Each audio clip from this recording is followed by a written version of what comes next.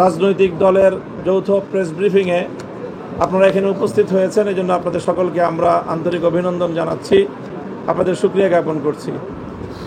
আপনারা জানেন যে চলমান রাজনৈতিক পরিস্থিতি নিয়ে বাংলাদেশের দেশপ্রেমিক বিভিন্ন রাজনৈতিক দলের যৌথ পথ চলা শুরু বেশ অনেক দিন ধরে। বিশেষ করে এই 8টি রাজনৈতিক দল তারা অভিন্ন কর্মসূচি নিয়ে বেশ অনেক দিন ধরে রাজপথে যুগপৎ আন্দোলনে রয়েছে। আজ সেই যুগপৎ কর্মসূচি এবং যুগপৎ আন্দোলনের একটি গুরুত্বপূর্ণ পর্যায়ে আমরা এখানে এসে উপনীত হয়েছি। এখন বাংলাদেশ আগামী ত্রয়োদশ জাতীয় সংসদ নির্বাচনের একেবারেই দ্বার প্রান্তে উপনীত।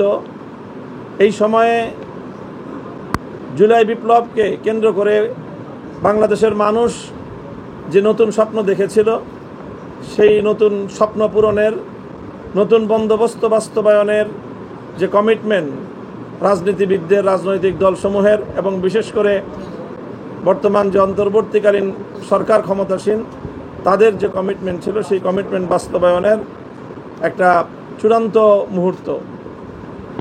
আমরা সমমনা রাজনৈতিক দল বিগত অনেক দিন ধরে 5 দফা দাবি নিয়ে আমরা যুগপৎ কর্মসূচিতে রয়েছি।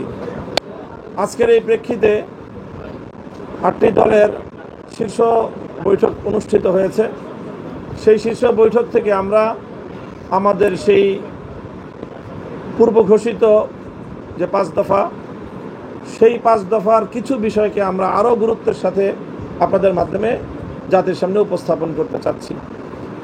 আমরা আমাদের সেই 5 দফায় অনড় রয়েছি। আমাদের আন্দোলন, আমাদের সংগ্রাম অব্যাহত থাকবে।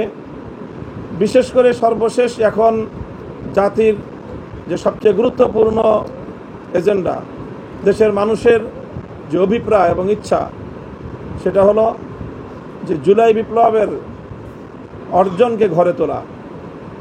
জুলাই বিপ্লবের প্রেক্ষিতে যেই জুলাই সনদ প্রণীত হয়েছে ঐক্যমত্যের ভিত্তিতে, সেই জুলাই সনদের আইনি ভিত্তি প্রদান, এটা আমাদের দীর্ঘদিনের প্রত্যাশা, জাতির প্রত্যাশা।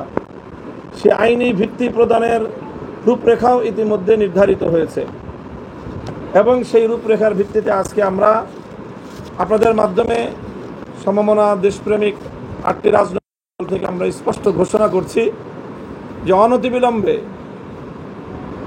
জুলাই সনদের আদেশ জারি করতে হবে। অনতিবিলম্বে জুলাই সনদ বাস্তবায়নের আদেশ জারি করতে হবে।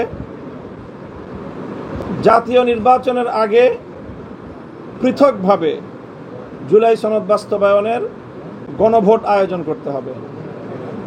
আবার বলছি, জাতীয় নির্বাচনের পূর্বেই পৃথকভাবে জুলাই সনদ বাস্তবায়নে গণভোট আয়োজন করতে হবে। আর সংশোধিত যে আরপিও, সেই সংশোধিত আরপিও হুবহু বহাল রাখতে হবে।